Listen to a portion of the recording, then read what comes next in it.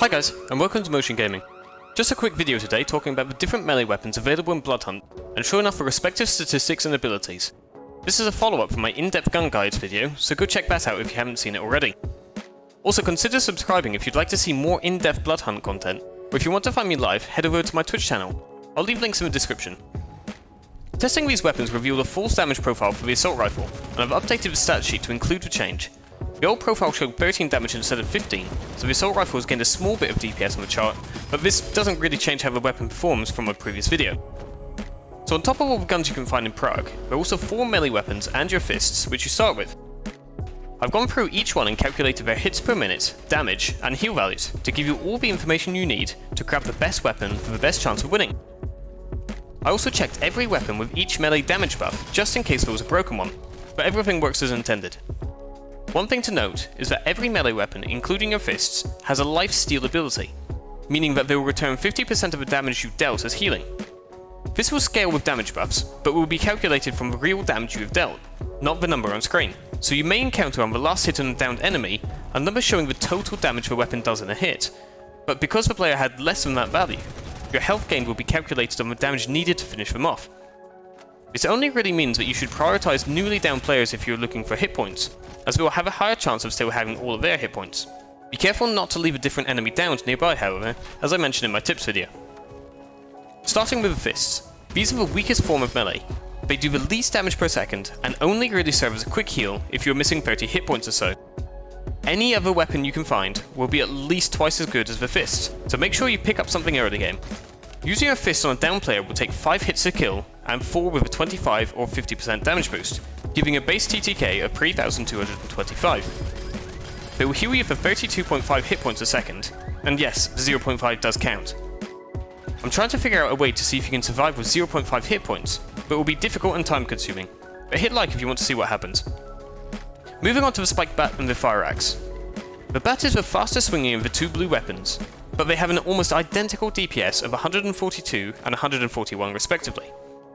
Bear in mind that if my hits per minute calculation was a tiny bit off, they could have the same values, so don't pick the bat on DPS alone. Each of these weapons has a particular area in which they shine, so picking the right one for you will depend on how you usually play. The spiked bat will hit faster, but for less damage. This will mean that for combat, it will be the better choice, as more hits per minute will be more forgiving if you miss one. It also has a faster base TTK of 1400 compared to the axe's 1846. The fire axe, however, really shines when you get at least 1 damage buff. Adding in only 10% damage brings the hits to kill down by 1, meaning you only need to swing this beast 3 times to finish off a down player. The fire axe outperforms the bat in TTK and damage, and to get to a full 50% bonus, where the bat catches up again and becomes a 3-hit to kill.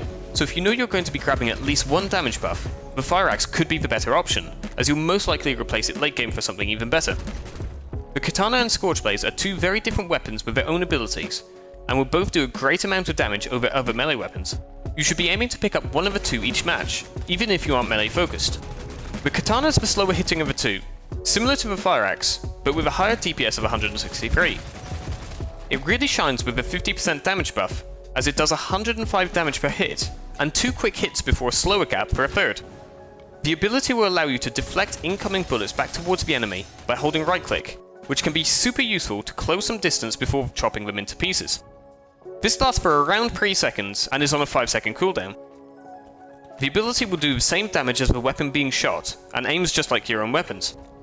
The Scorch blades are my personal favourites, not only for the highest DPS in the melee category with 180, but they are super forgiving. Similar to the Katana, they will do 2 rapid hits and a larger gap for the next 2. This means getting an even amount of hits to kill is ideal, which is the case with a 25% buff, giving you 6 hits for 200 hit points. The base damage and 10% buff give you a 7-hit kill, and the 50% lowers this down to 5, for a silly fast time to kill of 833 milliseconds, which only just edges out the Katana, which has 857.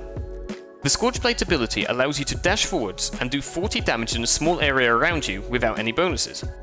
This is great if you've got your opponent down to low health and need a burst of movement and damage without reloading your weapon. The cooldown on the dash is around 5 seconds. I've updated the stat sheet from the gun guide to include all melee weapons and abilities. I'll continue to update it as new information comes in, or with patches and updates. If you are interested in the behind the scenes side to these videos, join my Discord server, where I regularly share details on what and how I am testing. As always, links are in the description. Thanks for watching.